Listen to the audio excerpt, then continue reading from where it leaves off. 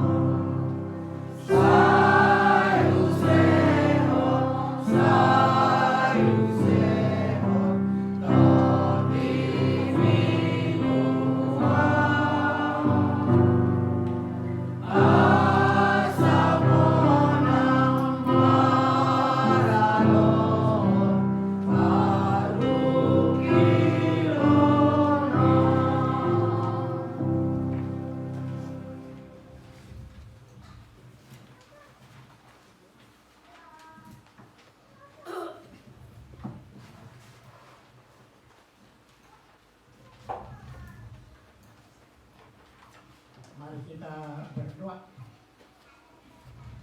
Bapa dalam sorga, kembali kami bersyukur dan berterima kasih Tuhan atas segala kebaikan, kemurahan Tuhan, di mana Engkau mengumpulkan kami di rumah lain kami di sini, yang saudara bersaudara, khususnya hula-hula kami, tuan rumah di sini yang berulang tahun ke-73, dan juga parangan kami yang berencana berangkat ke Italia untuk menuntut ilmu. Itulah dasar pertemuan kami Bapa dalam sorga. Kami mau berdoa bersama, memohon penyertaan, perlindungan, dan pimpinan Tuhan bagi pahlawan kami Irfan di dalam menuntut ilmu, dan juga bagi lai kami yang sudah berumur 75 tahun. Kami berdoa mohon berkati dia menjalani hari-hari yang Tuhan masih berikan baginya. Bapa dalam sorga, kami mau mendengar firman-Mu. Untuk itu Tuhan, hadirlah Engkau dengan kuasa Roh-Mu, menguasai hati kami semua, sehingga hati pikiran kami terbuka terhadap firman-Mu, bahkan melakukannya untuk hari-hari mendatang. Oleh karena itu Tuhan, berfirmanlah Engkau, kami telah siap mendengar. Dalam nama Tuhan Yesus kami telah berdoa dan mengucap syukur. Amin. Saya sengaja bawa Alkitab yang besar. Enggak ada lagi yang lebih besar dari sini. Jadi mengapa saya bawa Alkitab yang sangat besar? Saya mencoba mau merangsang kita untuk mulai ingin bergaul dengan firman Tuhan. Itu dasar. Merangsang. Barangkali dengan melihat Alkitab yang besar, ada semangat yang baru untuk bergumul dengan firman Tuhan. Saudara yang dikasihi Tuhan Yesus, firman Tuhan yang menjadi dasar pertemuan kita, saya mengambil dari Kejadian 28 ayat 10 sampai dengan 22. Demikian firman Tuhan. Barangkali yang pernah menjadi guru sekolah minggu pasti hafal mati nih, ya. Mimpi Yakub di Betel. Itu judulnya. Maka Yakub berangkat dari Berseba dan pergi ke Haran.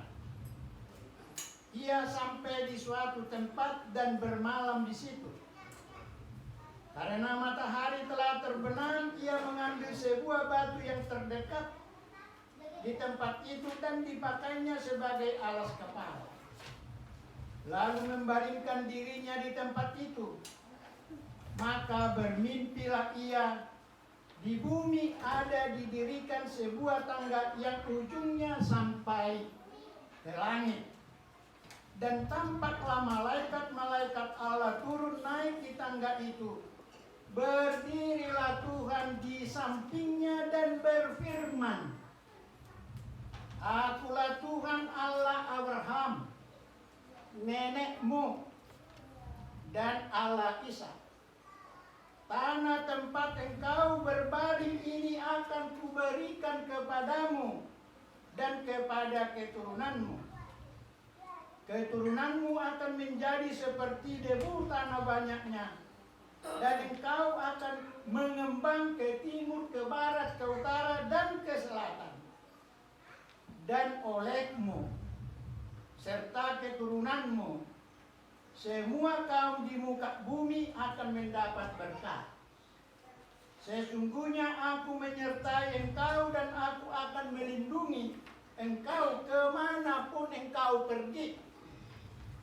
Dan aku akan membawa engkau kembali ke negeri ini, sebab aku tidak akan meninggalkan engkau, melainkan tetap melakukan apa yang kujanjikan kepadamu. Ketika Yakub bangun dari tidurnya, berkatalah ia, sesungguhnya Tuhan ada di tempat ini, dan aku tidak mengetahuinya. Ia takut dan berkata, alangkah dahsyatnya tempat ini. Ini tidak lain dari rumah Allah. Ini pintu gerbang surga. Keesokan harinya pagi-pagi Yakub mengambil batu yang dipakainya itu sebagai alas kepala dan mendirikan itu menjadi tugu dan menuang minyak ke atasnya. Ia menamai tempat itu Betel, dahulu namanya kota Luz. Lalu bernazarlah Yakub jika Allah akan menyertai dan akan melindungi aku di jalan yang kutempuh ini, memberikan kepadaku roti untuk dimakan dan pakaian untuk dipakai, sehingga aku selamat kembali ke rumah ayahku, maka Tuhan akan menjadi Allahku, dan batu yang kudirikan sebagai tugu ini akan menjadi rumah Allah. Dari segala sesuatu yang engkau berikan kepadaku akan selalu kupersembahkan 1/10 kepadamu. Demikian firman Tuhan.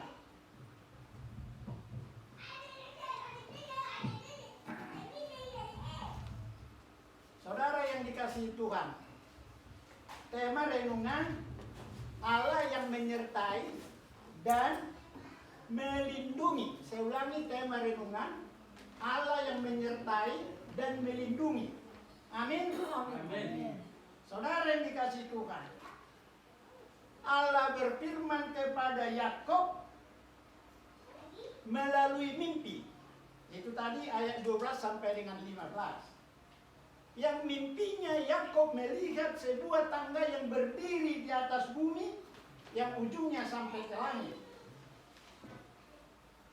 di mana malaikat-malaikat Allah turun naik,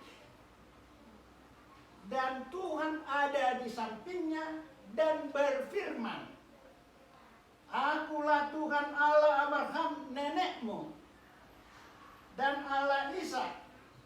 Tanah tempat yang engkau berbaring ini akan kuberikan kepadamu dan kepada keturunanmu. Indah banget ya. Kalau kita menjadi pengikut Tuhan, inilah yang terjadi dalam hidup kita. Tapi harus kita berani mempraktekkannya. Jangan mengatakannya kita percaya, tapi begitu ada persoalan langsung jadi. Praktekkan dulu. Ya. Jadi baru Tuhan nanti nyata dalam hidup. Saudaraku, firman Tuhan kepada Yakub ini adalah firman Tuhan yang sama yang datang kepada Abraham, Kejadian 17 ayat 8b. Dan berkat yang diberikan oleh Ishak kepada Yakub di saat keberangkatannya ke Padan Aram atau ke Haran,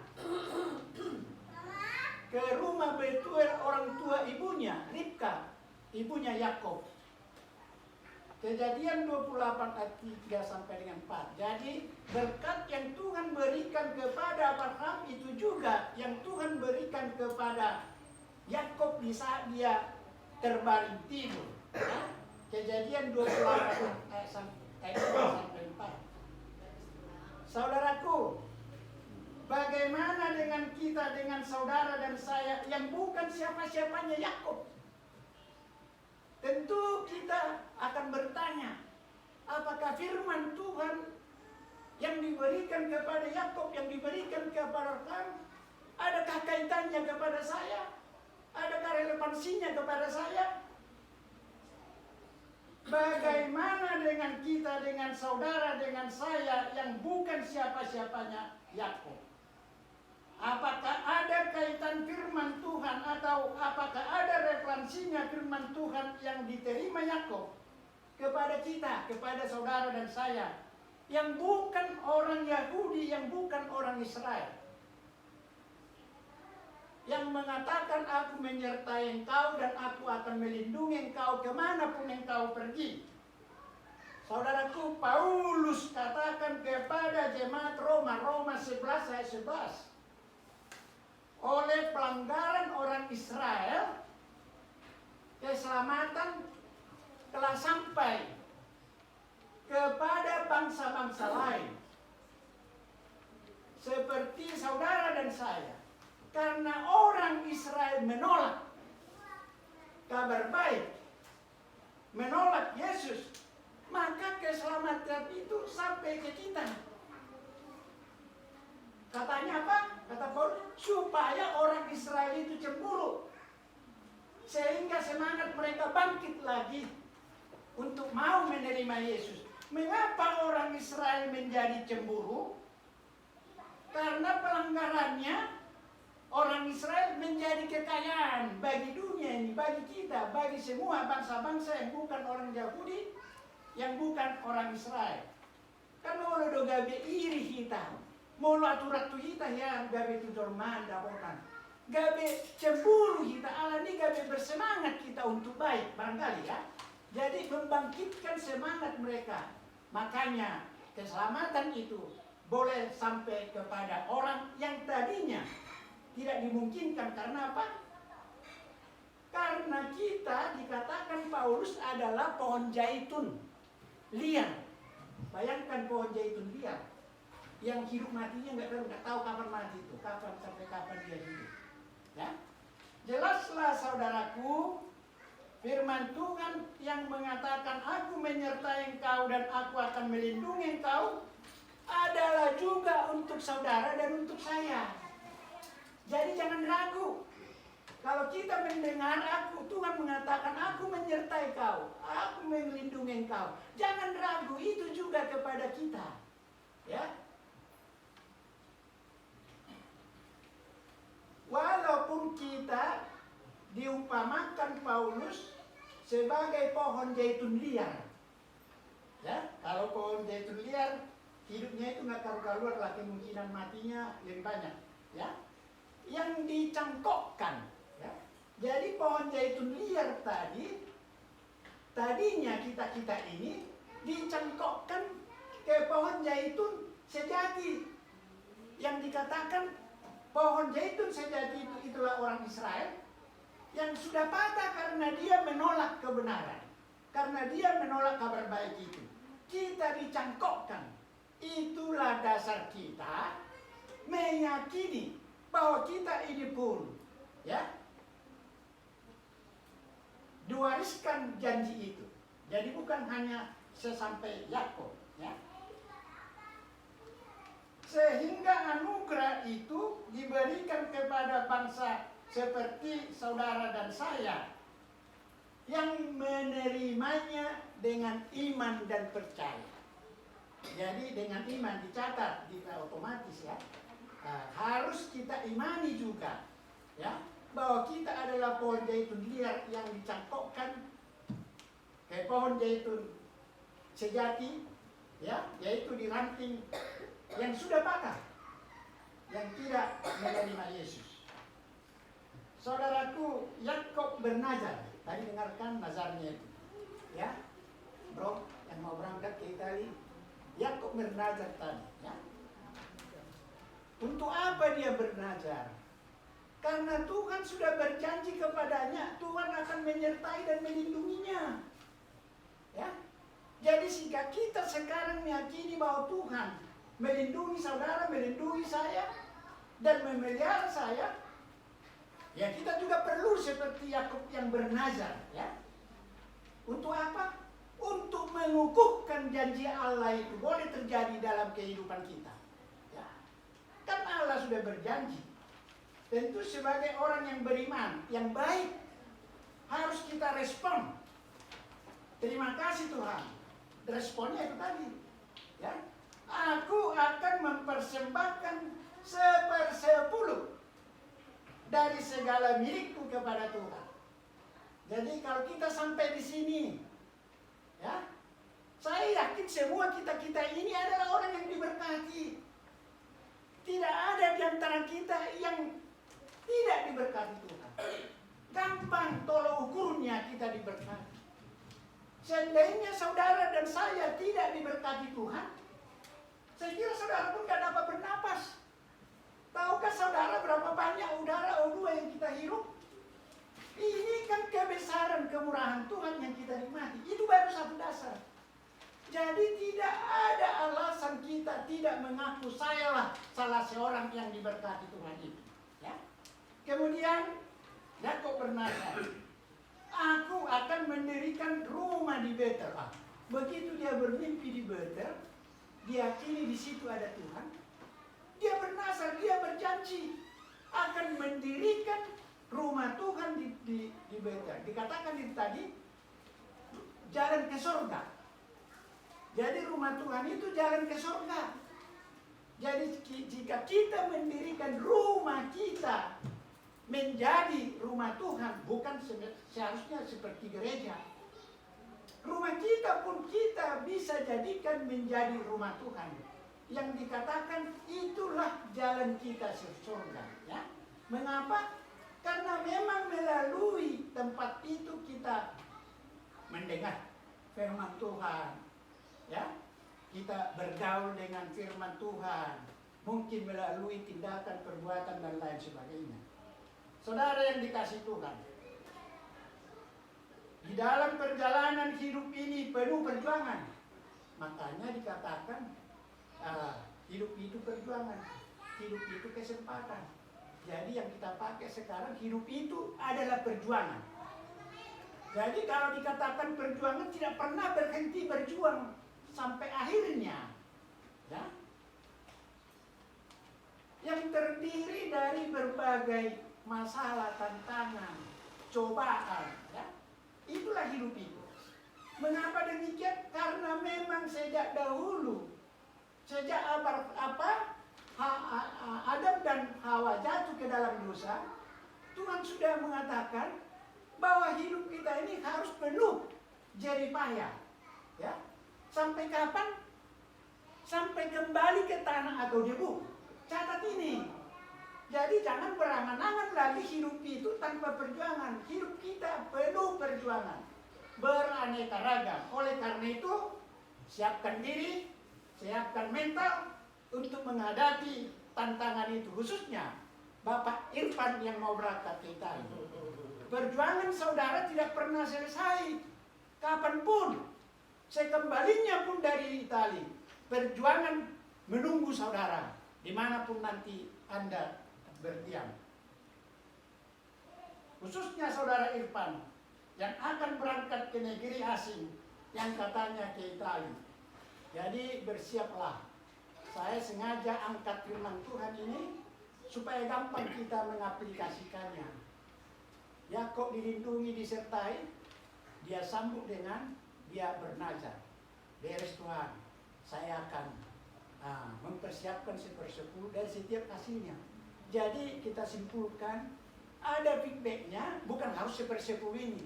Tapi ada di dalam hati kita mencatat bagaimana kebaikan Tuhan, bagaimana pertolongan Tuhan dalam perjalanan hidup kita. Namun demikian saudaraku, tidak ada yang perlu ditakutkan. Tidak ada yang perlu dikhawatirkan. Bagaimanapun beratnya perjuangan itu, bagaimanapun beratnya tantangan itu, karena Tuhan berjanji akan menyertai dan akan melindungi setiap orang percaya. Itu janjinya itu, makanya saya katakan tadi, kalau kita mengimani ini, lakukan. Jangan begitu nggak ada uang langsung teriak, tahan dulu, sampai besok, tahan lagi. Gimana itu datang pertolongan Tuhan? Jangan terus, wah ini padahal masih ada beras 2 muk di belakang. Tahan dulu. Yakinlah, kalau kita mengimani Tuhan itu ada dan akan menolong kita. Percayalah, jangan ragu saudaraku. Ini saya nikmati nih. Saya nikmati hidup ini. Jadi, oleh karena itu, kuatkan dan teguhkan hatimu. Janganlah kecut. Jangan tawar hati.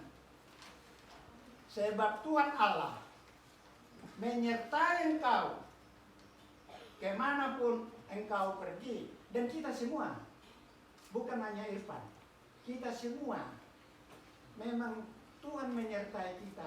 Kita harus camkan di dalam hati pikiran kita. Hanya, ada hanyanya. Hanya jangan lupa memperkatakan dan merenungkan Taurat Tuhan itu siang dan malam. Ya ini, ya enak aja hidup kita morat-marit kesana kemari, enggak ada yang baik, tapi kita mengharapkan Tuhan senantiasa menyertai kita, kan lucu kan? Jadi harus mau merenungkan firman Tuhan itu di dalam hidup kita sehari-hari. Ya. Saudaraku, bukan saya mengatakan sudah otomatis sempurna. Tapi marilah kita lakukan sesuai dengan firman Tuhan ini. Ya. Nanti bagaimana gagalnya, di mana berhentinya, kita jalani. Supaya, kenapa tadi disuruh merenungkan firman Tuhan? Ya, siang dan malam. Ada alasannya. Supaya kita bertindak hati-hati. Jadi kalau kita merenungkan firman Tuhan, tutur kata pun berubah. Walaupun hanya sekata ya, barangkali sebulan, 2 bulan jadi 2. Ya, pasti ada yang berubah. Yang pasti tutur kata kita, ya. Dengan demikian katanya perjalananmu, perjalanan Pak Irfan, ya, akan berhasil dan engkau akan beruntung. Ya, ini hasilnya, ya. Oleh karena itu, mari kita catat ini saudaraku, ini penuntun dalam perjalanan hidup kita. Walaupun kita sudah tua, belum tahu siapa yang duluan ini berangkat, siapa yang duluan dipanggil. Jadi yang muda pun jangan meranggap remeh, wah waktu masih panjang. Tidak. Kita tidak tahu siapa duluan yang dipanggil menghadap Sang Pencipta.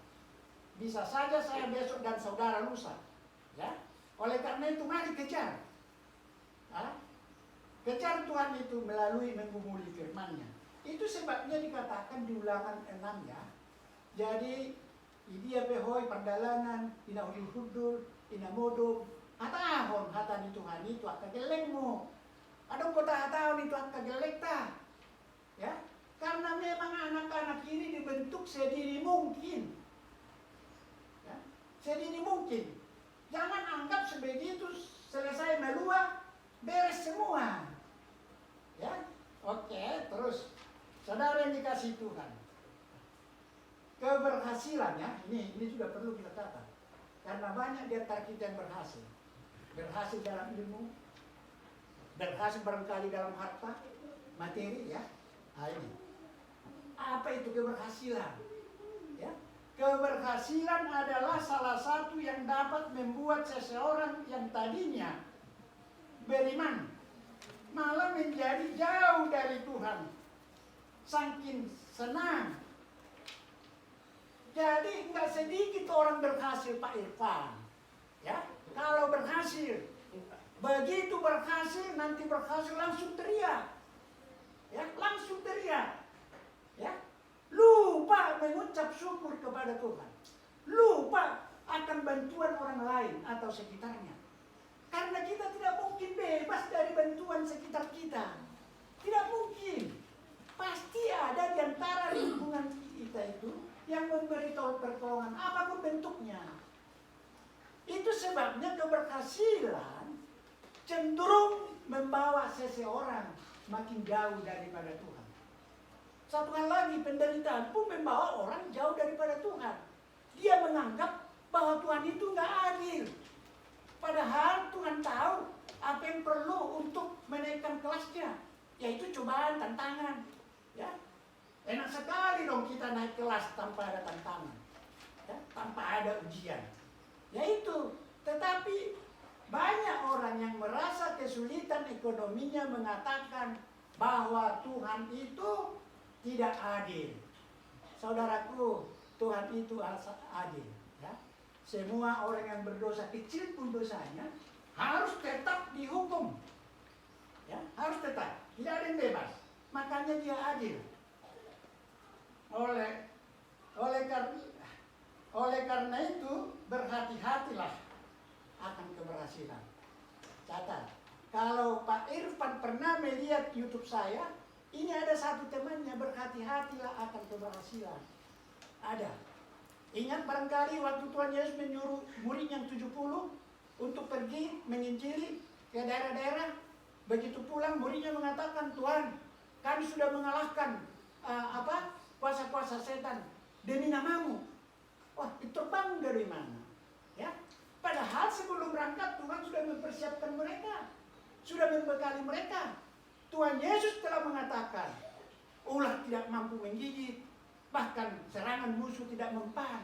Tapi begitu pulang, ya, seolah-olah dia yang mengalahkan, padahal Tuhan Yesuslah yang mengalahkannya. Demikian juga dalam hidup kita. hal ini sering terjadi. Tolonglah, mari kita sama-sama ya menggumuli itu supaya hidup kita lebih bahagia, sukacita, damai. Ya. Itunya caranya kita hidup damai. Ya. Jadi damai itu bukan karena senang. Damai itu menurut saya, ya.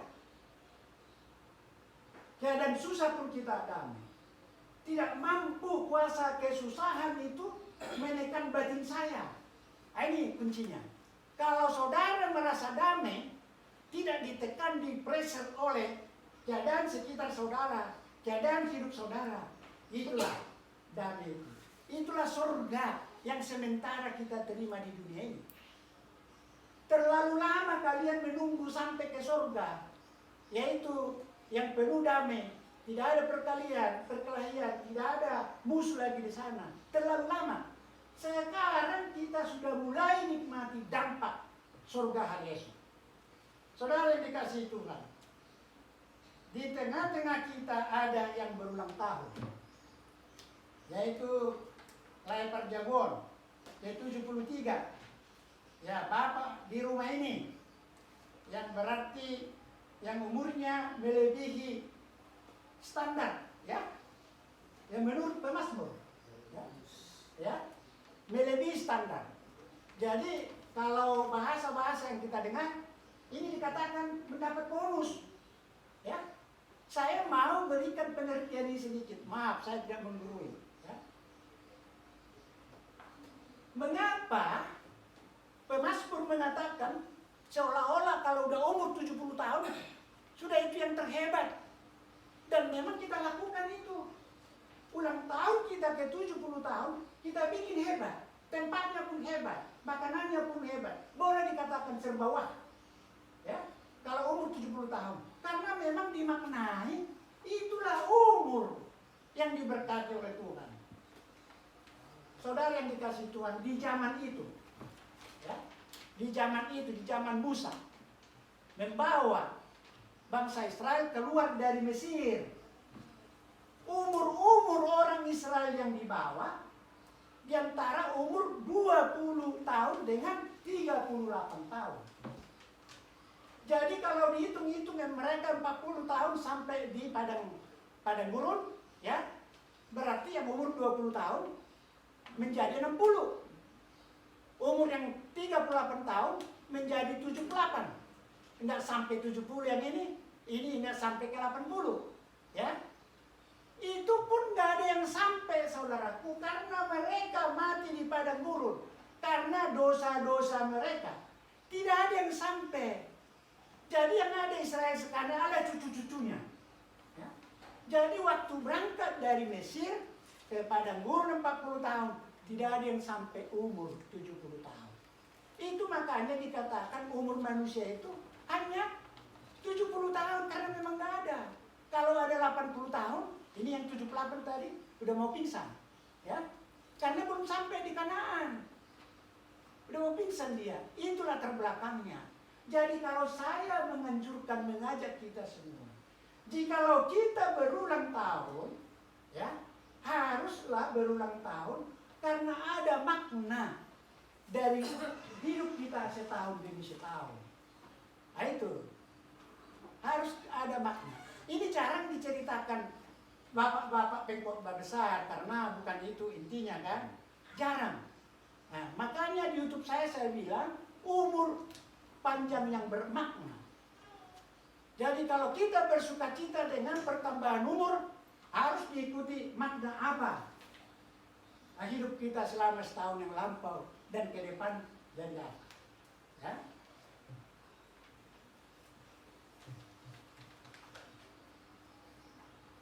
Memang tidak salah, saudaraku, kalau kita merayakan umur 70 tahun, ya, tidak salah. Tapi bukan umur kita seolah-olah di situ yang terhebat. Sekarang ini umur manusia udah naik. Di Jepang udah 83 tahun rata-rata. Jadi bukan 70 lagi nanti. Ya saya udah mau 78. Ini istri saya yang tercinta ini 75 ini. Nah, kemarin-kemarin itu sakit-sakitan ini. Tapi begitu 75 dan kata WhatsApp Lewat 75, yang dimana panjang umur memang. Amin. Nah, itu. Saya 78. Kan gitu. Jadi 83 itu sebenarnya bukan mendahului Tuhan. Ya, kita bisa nantikan itu lain pun. Jadi bukan karena sakit. Ya, kita belum tahu apa makna sakit itu buat lain. Seperti saya katakan tadi, ada maksud Tuhan karena Tuhan yang tahu. Nyatanya saudara, sampai 14 tahun, lain masih bisa begini lebih tegar lagi daripada tahun-tahun sebelumnya. Amin, Lai. Amin. Amin. Saudaraku, mengenai Mazmur 9 yang mengatakan masa hidup saudara, jadi itulah sebenarnya dulu mulai sirkan. Catat itu ya, apalagi lah. Ya, kadang-kadang begitu kita itu lupa, kadang-kadang dia langsung timbul. Oh ya, ampun Tuhan, jangan kita lupakan lah. Ya, kita catat. Itu yang menguatkan kita. Ya, firman Tuhan itu. Amin. Mari kita berdoa. Bapa dalam surga, terima kasih. Engkau telah hadir di tengah-tengah kami, bahkan dalam hati kami. Melalui firman-Mu yang mengatakan, aku menyertai Engkau dan melindungi Engkau. Kemanapun Engkau pergi, terima kasih Bapa dalam surga, itulah kerinduan kami. Bapa dalam surga, Engkau mengetahui kondisi saudara-saudara kami yang ada saat ini ataupun di luar yang tidak datang hari ini. Kami berdoa Tuhan agar Engkau juga menyertai mereka, melindungi mereka dimanapun mereka berada. Seperti Tuhan memberkati melindungi kami saat ini. Bapa dalam surga, sungguh kami mengaku kami berdosa. Tidak ada satu hari, bahkan 1 menit pun kami bebas dari dosa. Karena jalan pikiran kami cenderung berontak kepada Engkau Tuhan. Ampuni kami. Bapa dalam surga, kami berdoa Tuhan khususnya untuk saudara kami Irfan yang berencana tanggal 12 Agustus mendatang. Dia akan melanjut menuntut ilmu kehidupan. Kami berdoa mohon berkati Tuhan. Karena segala sesuatu yang kami rencanakan, yang kami impikan, tidak selamanya berhasil. Hanya dengan berkat Tuhanlah apa yang kami inginkan, apa yang kami rindukan, boleh kami menerimanya. Hendaknya saudara kami Irfan pun berangkat ke Itali dengan kondisi sehat dan kembali ke rumah ayahnya seperti yang dirindukan oleh Yakub. Walaupun engkau menjanjikan negeri Kanaan akan engkau berikan kepada Yakub, tapi dia tidak meminta itu. Dia hanya meminta kembali ke rumah orang tuanya ke Kanaan. Meminta roti untuk dimakan, meminta pakaian untuk dipakai. Ajar kami Tuhan seperti Yakub yang tidak memperalat kebaikan Tuhan. Bapa dalam surga, ampuni segala dosa kami. Kami juga berdoa untuk saudara-saudara kami yang tidak hadir dimanapun mereka berada, sertai mereka Tuhan. Bapa dalam surga, kami menyerahkan keluarga kami, semua keluarga kami, ke dalam naungan kasih dan perlindungan Tuhan. Peliharakan mereka, berkati kehidupan mereka, berikan mereka sukacita dan sejahtera yang daripadamu, sehingga hidup kami tenang dan damai. Dalam nama Tuhan Yesus, kami telah berdoa dan mengucap syukur. Amin. Amin.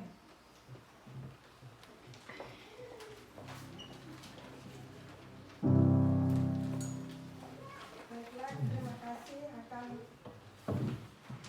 firman Tuhan yang telah ditaburkan pada siang hari ini. Semoga menjadikan kekuatan bagi kita. Tapi hari ini saya juga mendengar tadi Angel, siapa? Masuk Caca masuk UI ya. Puji Tuhan, amin. Itu juga berkat. Terus siapa tadi? Christine masuk ke mana? Ke negeri juga kan? Telkom. Ya. Nah, kebetulan di rumah kami juga anaknya si Desi masuk di ITB. Terus anaknya si Merin diterima di Jepang untuk animasi khusus. Biar juga dia anak terbelakang, tapi puji Tuhan diterima. Ya. Ada lagi cucu kita si Kadia masuk TK sekarang. Terima kasih. Tapi kami juga masih meminta dukungan doa untuk cucu kami Ben. Dia sudah 12 kali ambil ujian negeri untuk kedokteran karena dia tak mau bagian yang lain, terus harus kedokteran. Jadi hanya tinggal 2 harapan. Itu lupa aku di mana itu. Erlangga sekali lagi. Erlangga sekali lagi. Jadi keras hati untuk masuk kedokteran. Tapi negeri ya? Ya negeri, karena orang tuanya nggak sanggup kalau di swasta. Tapi diambil juga di UKI. Iya.